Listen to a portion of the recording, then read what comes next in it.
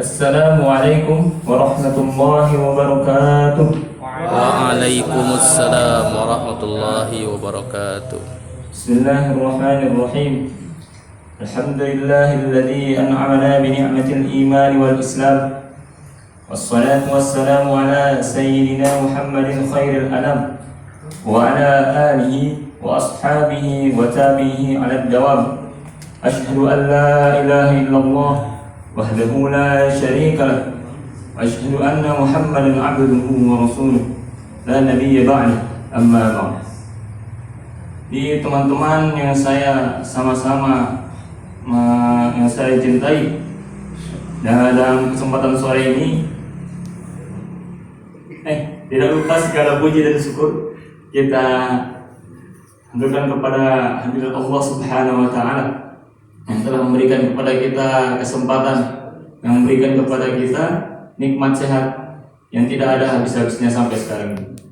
Salawat serta salam kita kirimkan kepada baginda Nabi besar Muhammad sallallahu alaihi wasallam. Allahumma sholli alaihi. Semoga kita sebagai umatnya mendapatkan syafaatnya yang tidak akhirat kelak.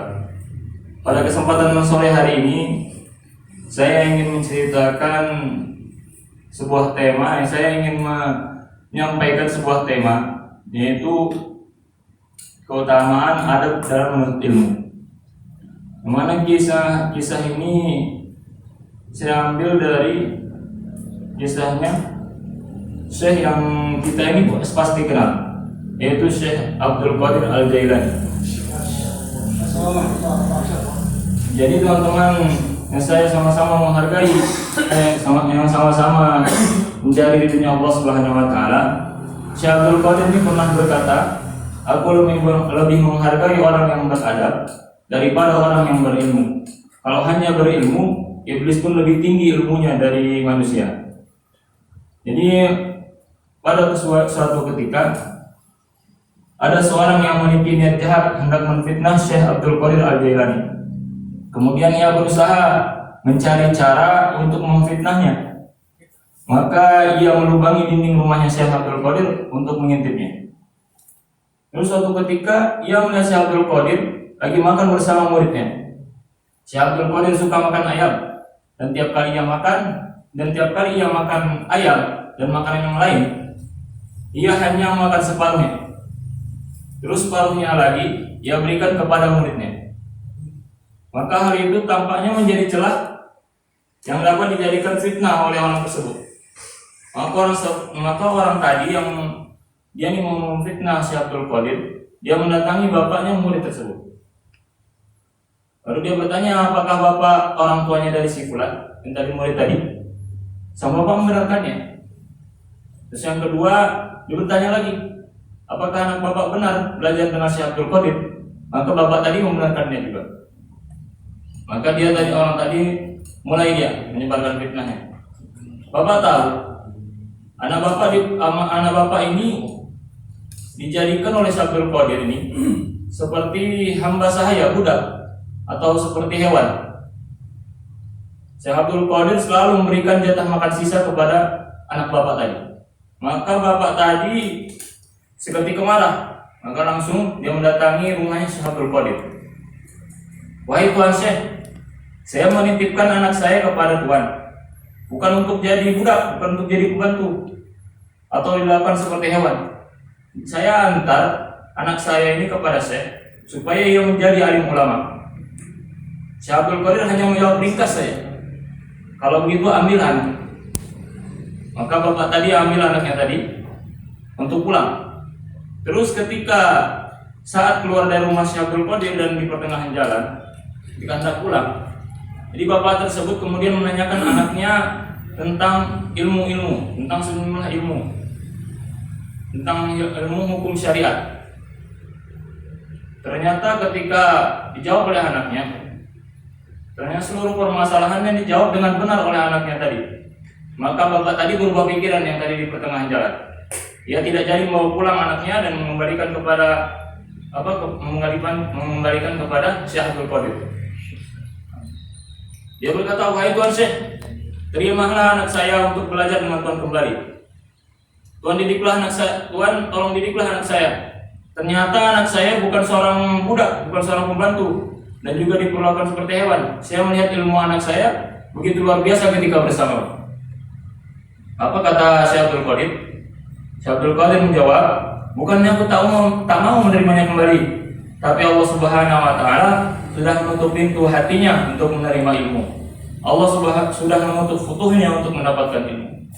Jadi karena ayahnya tak memiliki adab kepada guru, maka anaklah yang menjadi korban. Jadi dari kita tersebut, teman-teman yang dimuliakan Allah Subhanahu wa taala, kita bisa mendapatkan pelajaran tentang adab dalam menuntut ilmu. Para anak dan orang tua atau siapapun itu harus menjaga adab kepada gurunya. Sungguh pentingnya adab pada kehidupan sehari-hari kita. Itu juga dari cerita tersebut, seorang ayah yang tak beradab kepada gurunya saja bisa membuat anaknya menjadi korban. Bagaimana jika anaknya sendiri yang tidak memiliki adab? Apalagi sampai memaki dan mengabaikan gurunya. Ingatlah pesan dari para ulama, satu prasangka buruk saja kepada gurumu, maka Allah haramkan seluruh keberkatannya yang ada pada gurumu kepadamu. Ini mungkin SWT. Sekian dari saya. Semoga bermanfaat untuk kita. Kita tutup dengan akibat majlis. Subhanakallahumma wa bihamdika asyhadu an la ilaha illa anta astaghfiruka wa atubu ilaik.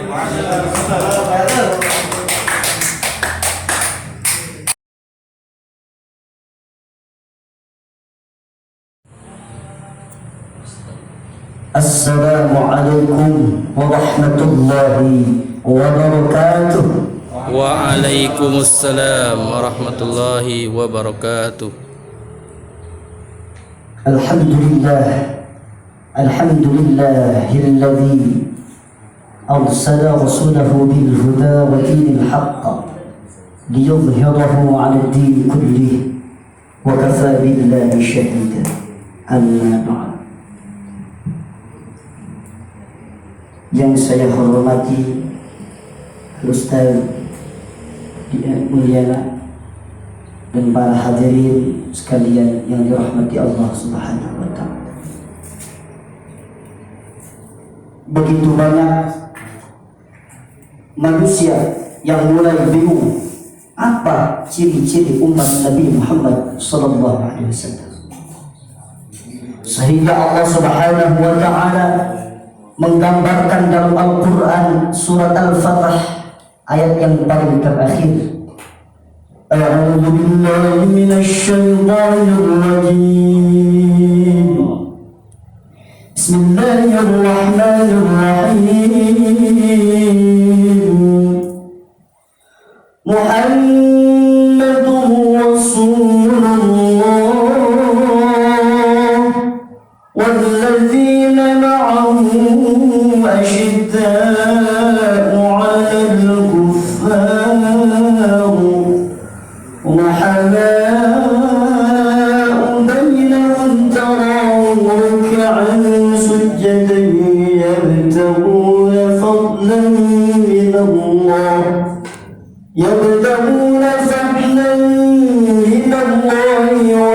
ورضوانا سيماهم في وجوههم من أثر السجود. Itu dia Muhammadur Rasulullah. Nabi Muhammad adalah utusan Allah. Allahumma shalli wa sallim wa barik alaihi. Ingat, yang mencintai Nabi Muhammad tidak akan pernah lelah mulutnya untuk bersalawat kepadanya. Allahumma shalli alaihi. Oleh karena itu, mari kita bersama-sama untuk bersalawat kepada baginda Nabi Muhammad sallallahu alaihi wasallam. Salatullah salamullah ala taha Rasulillah. Salatullah salamullah ala yasin habibillah. Maaf ya, ada salah sedikit. Lupa, kira-kira apa nih? Di situ apa tuh?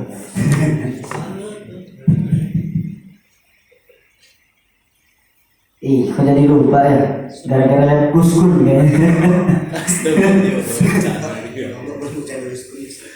Muhammadur Rasulullah. Nabi Muhammad adalah utusan Allah.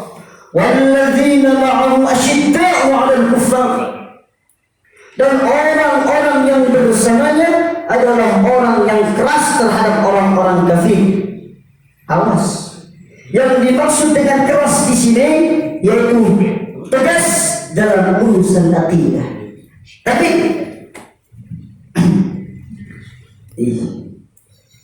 tegas dalam urusan akidah. Ya. Lupa.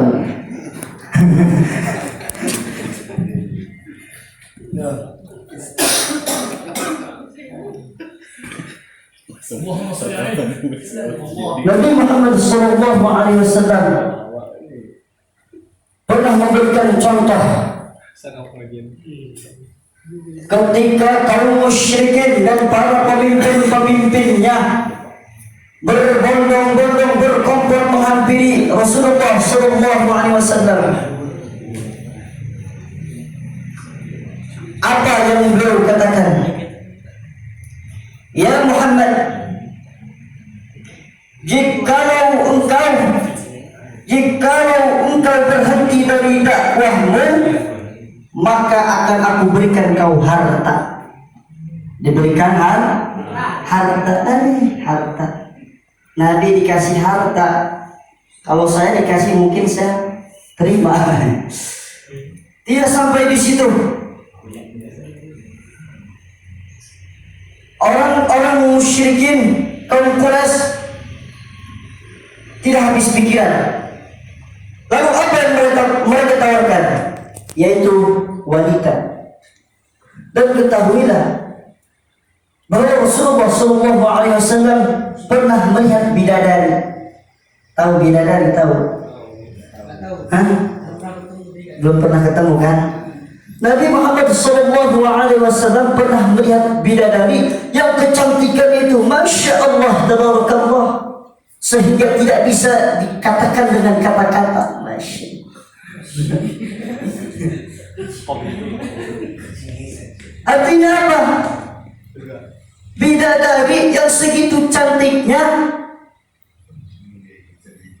mohon maaf, syahwatnya Rasulullah bisa terbendung dan terlindungi.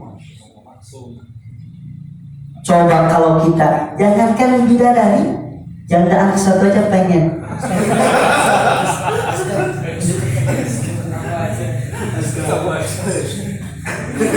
Iya.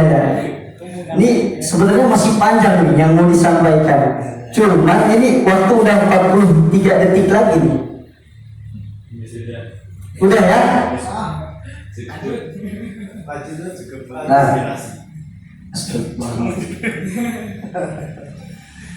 Yang lebih dahsyatnya lagi, saudara, mereka orang-orang kafir Quraisy tidak kehabisan pikiran, sehingga apa? Mereka menghampiri Rasulullah. Baik ya Rasulullah, kalau kau tidak mau berhenti dari dakwahmu, bagaimana kalau kita beribadah bersama-sama? Lalu apa yang dikatakan oleh Rasulullah?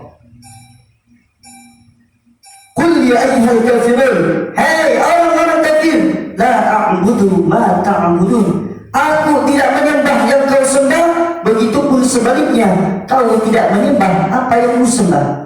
Dan dikunci dengan kalimat lakum dinukum waliyadin, agamamu dan agamaku. Sekian yang dapat disampaikan, kurang lebihnya mohon dimaafkan.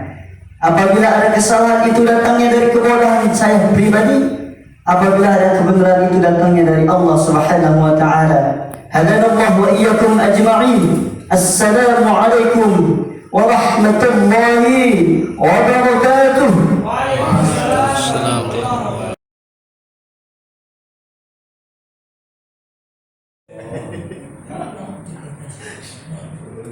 Assalamualaikum warahmatullahi wabarakatuh.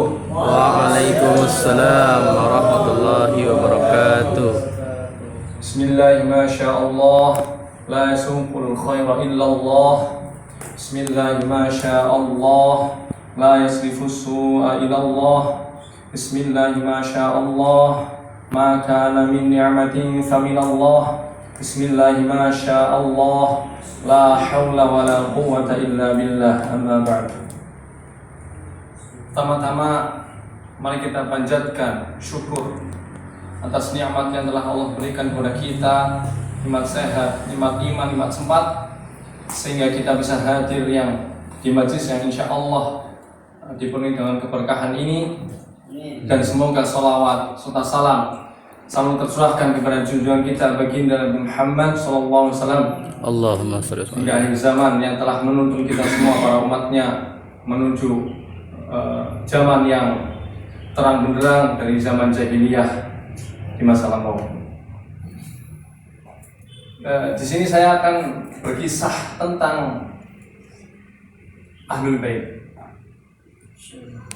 Sebagaimana Allah firmankan dalam Quran surat Asy-Syura ayat 23, "Qul la as'alukum 'alaihi ajran illa al-mawaddata fil qurba." Katakanlah Muhammad, aku tidak meminta suatu imbalan pun atas kalian aku tidak mengharap suatu imbalan pun terhadap kamu, maksudnya kita semua ini, atas seruan yang telah Nabi Muhammad sampaikan kepada kita, kecuali kasih sayang dalam kekeluargaan. Dalam hadis riwayat At-Tirmidzi dijelaskan, "Ahibbullah lima yablughukum min ni'amih wa ahibbuni bihubbillah wa ahibbu ahla baiti bihubbi."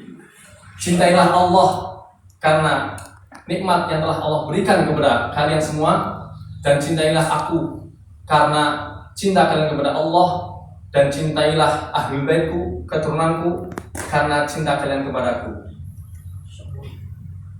Karena di Indonesia ini banyak dari keturunan Rasulullah yang berasal dari Sayyidina Husain, maka saya akan bercerita tentang penghulu dari beliau-beliau Sadah Ba'alawi dari keturunan Rasulullah yang berasal dari Sayyidina Husain. Beliau ini dikenal sebagai Sayyidina Al-Faqih Muqaddam Muhammad bin Ali Ba'alawi. Beliau dijuluki Faqih Muqaddam karena beliau ini orang yang ahli fikih, sangat-sangat ahli dalam fikih, dan Muqaddam ini mengungguli. Beliau ini mengungguli ulama-ulama fikih, ulama-ulama di zaman beliau. Beliau ini paling unggul. Tiada ilmu di zaman beliau hidup, ulama yang ilmuwan dalam bidang fikih melebihi daripada beliau. Maka itu beliau disebut dengan Sayyidina Al-Faqih Muqaddam. Selain itu juga beliau memiliki julukan Ustadzil A'zam, yaitu guru daripada guru. Maksudnya di sini semua guru, entah itu belajar ilmu fikih atau apa, ilmu sufi atau apapun itu, terkecuali beliau mengambil sanad dari Sayyidina Al-Faqih Muqaddam. Maka itu beliau dijuluki dengan Ustadzil A'zam. Lah, Sayyidina Al-Faqih Muqaddam ini memiliki nama Muhammad bin Ali. Muhammad anaknya Ali. Nah, saya akan bacakan silsilah beliau hingga Rasulullah SAW. Nama beliau Muhammad bin Ali bin Muhammad Sahib Mirbat bin Ali Khali Qasam bin Alwi bin Muhammad bin Abi bin Ubaidillah bin Al-Imam Al-Muhajir bin Isa bin Muhammad bin Ali Al-Uraidi bin Ja'far Sadiq bin Muhammad Al-Bakir bin Zainal Abidin bin Husain bin Ali Abi Thalib wa Fatimah Zahra binti Rasulullah SAW. Beliau ini lahir di kota Tarim pada 574 Masehi, yaitu 13 tahun setelah wafatnya Sultanul Aulia Syekh Abdul Qadir Al-Jailani yang dikisahkan oleh Kang Ilyas tadi. Beliau ini memiliki keistimewaan, diberi keistimewaan oleh Allah. Dari mulai beliau kecil, beliau sudah diberikan kemampuan untuk mujahadah, untuk tirakat, untuk berikhtiar layaknya orang-orang yang sudah memiliki makom arif billah, yaitu makom-makom orang yang sudah mengenal Allah. Karena itu beliau ketika besar menjadi seorang wali kutub, yaitu pimpinan para wali pada zamannya. Karena beliau mulai kecil, beliau ini sudah dididik dengan ilmu agama oleh ayahnya, oleh ibunya dengan sangat ketat. Sehingga beliau diberi keistimewaan oleh Allah berupa menjadi wali kutub itu tersebut. Beliau ini memiliki banyak guru, tetapi ada satu guru yang terkenal, yaitu Al-Imam Al-Faqih Abdullah bin Abdurrahman bin Abu Ubaid, pengarang kitab Al-Ikmal ala At-Tanbih. Ini mungkin yang sudah pernah belajar di pondok salaf seperti Kang Aziz mungkin tahu ya.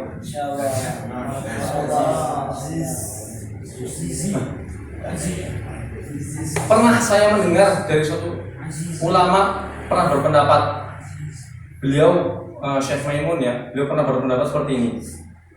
Jika kalian bisa suatu saat berkesempatan ya belajar kepada seorang ulama, maka pilihlah ulama yang beliau juga merupakan keturunan Rasulullah SAW, karena itu tidak ada tandingannya.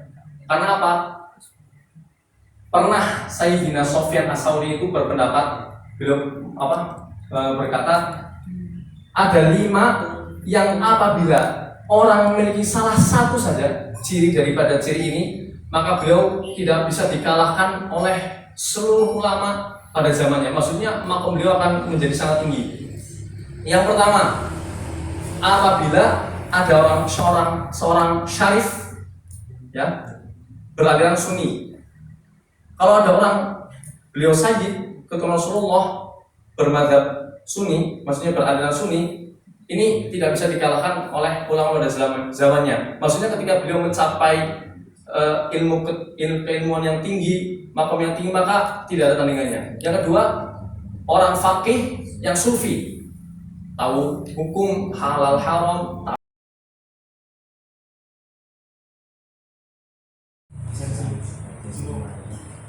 Assalamualaikum warahmatullahi wabarakatuh. Waalaikumsalam warahmatullahi wabarakatuh.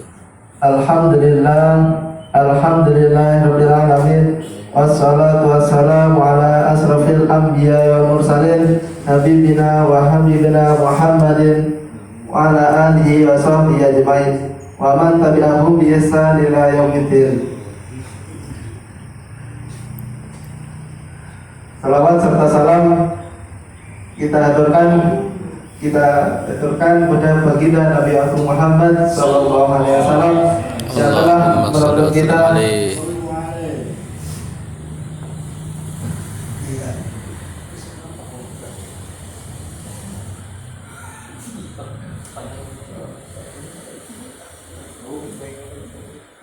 saya menyampaikan kisah pemuda yang mencintai Allah dan meninggal saat sujud di Ka'bah.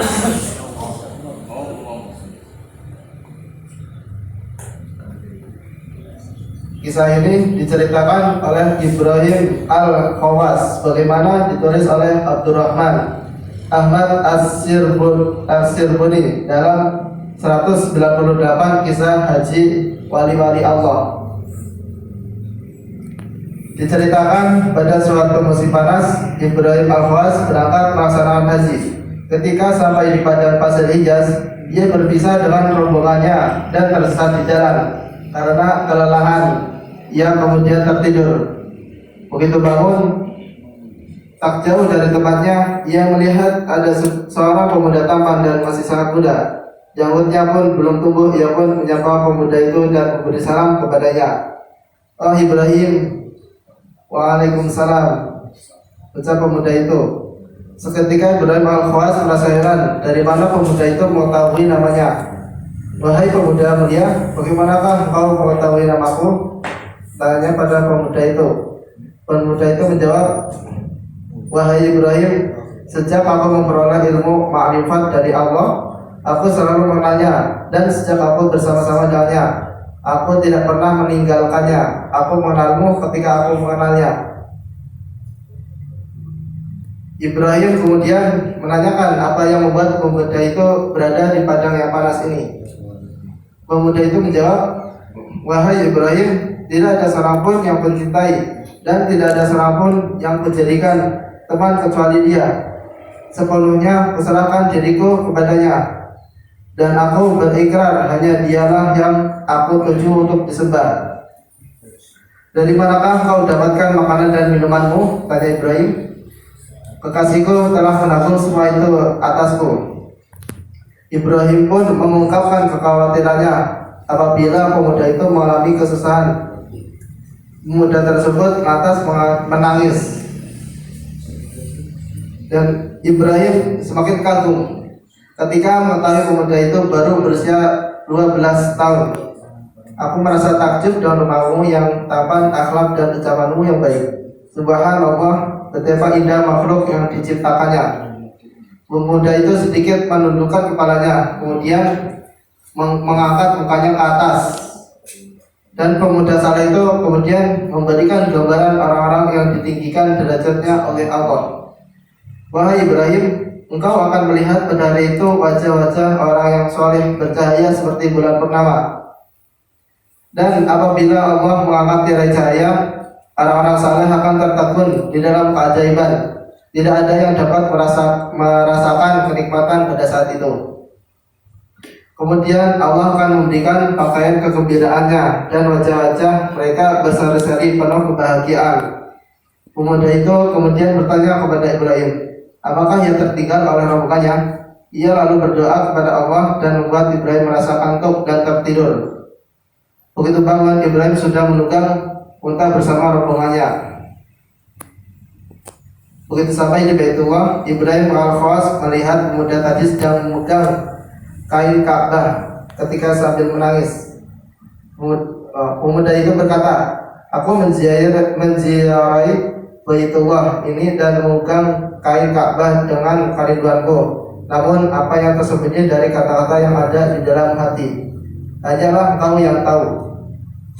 Aku datang dan berjalan kaki tanpa kendaraan. Walaupun aku masih muda belia, aku telah jatuh cinta sejak bayi tatkala aku belum mengerti arti cinta. Cintaku padamu telah melekat.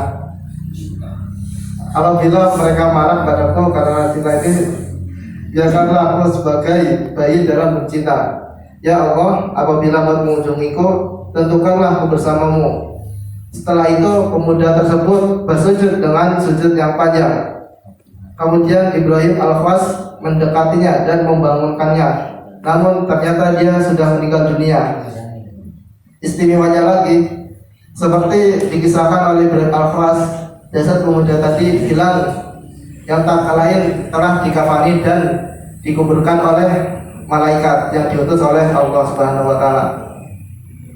Demikian dari kisah yang saya sampaikan ini, semoga bermanfaat. Assalamualaikum warahmatullahi wabarakatuh.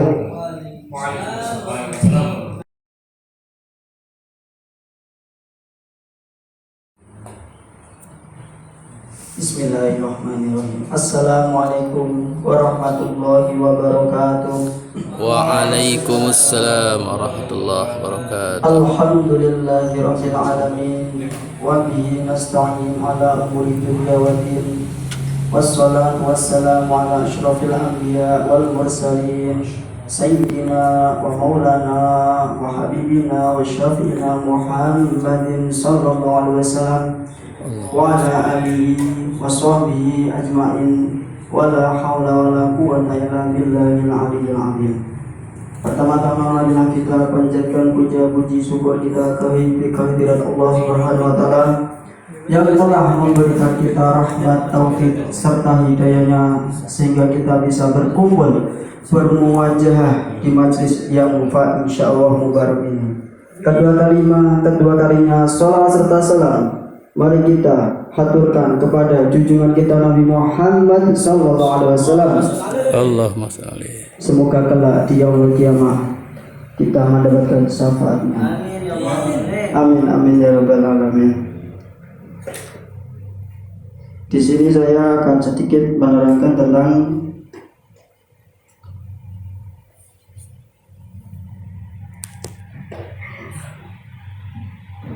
Biografi Adiba. Beliau adalah Syekh Abdurrahman bin Ali bin Muhammad bin Umar bin Ali bin Yusuf bin Ahmad bin Umar Adiba. Beliau adalah pengarang kitab Maulid Adiba. Lahir ketika ayahnya sedang berpergian, dan sampai akhir hayatnya beliau tidak pernah bertemu dengan ayahnya. Beliau diasuh oleh kakek dari ibunya yang bernama Syekh Sarafuddin bin Muhammad Mubaris, yang juga seorang ulama besar yang tersohor di kota Zabid, yaitu Yaman. Beliau belajar Al-Quran di bawah bimbingan Syekh Nuruddin Ali bin Abu Bakar, lalu berpindah kepada Mufti Zabid Syekh Jamaluddin Muhammad At-Thayyib yang masih terhitung pamannya sendiri. Setelah gurunya melihat berkat kecerdasan beliau, maka sang mufti menyuruh untuk membaca Al-Quran dari awal hingga akhir. Berkat kecerdasan dan ketekunan beliau, sudah bisa menghafal Al-Quran saat masih berusia 10 tahun, insyaallah. Tak lama setelah beliau berhasil menghatamkan Quran, Ibnu Diba mendengar berita duka bahwa ayahnya telah meninggal dunia di salah satu daerah di daratan India. Beliau mendapatkan harta warisan sebanyak 8 dinar. Meninggalnya ayah beliau tak memadamkan motivasi Ibnu Diba dalam menuntut ilmu. Malah sebaliknya, beliau masih semangat setelah peristiwa itu. Beliau memutuskan untuk belajar ilmu qiraat dengan mengaji nadom, bait, tatbiyah, dan juga mempelajari ilmu bahasa, gramatika, matematika, faraid, fikih, dan masih banyak lagi. Ibnu Diba mempunyai kebiasaan untuk membaca surat Al-Fatihah dan menganjurkan kepada muridnya dan orang sekitarnya untuk sering membaca surat Al-Fatihah, sehingga setiap orang yang datang menemui beliau harus membaca Fatihah sebelum mereka pulang. Hal ini tidak lain karena beliau pernah mendengar salah satu gurunya pernah bermimpi bahwa hari kiamat telah datang, lalu dia mendengar suara, "Wahai orang-orang Yaman, masuklah ke surga Allah." Lalu orang-orang bertanya, "Kenapa orang Yaman bisa masuk surga?" Kemudian beliau menjawab, "Karena mereka sering membaca surat Al-Fatihah." Wabillahi taufiq wal hidayah. Wassalamualaikum warahmatullahi wabarakatuh.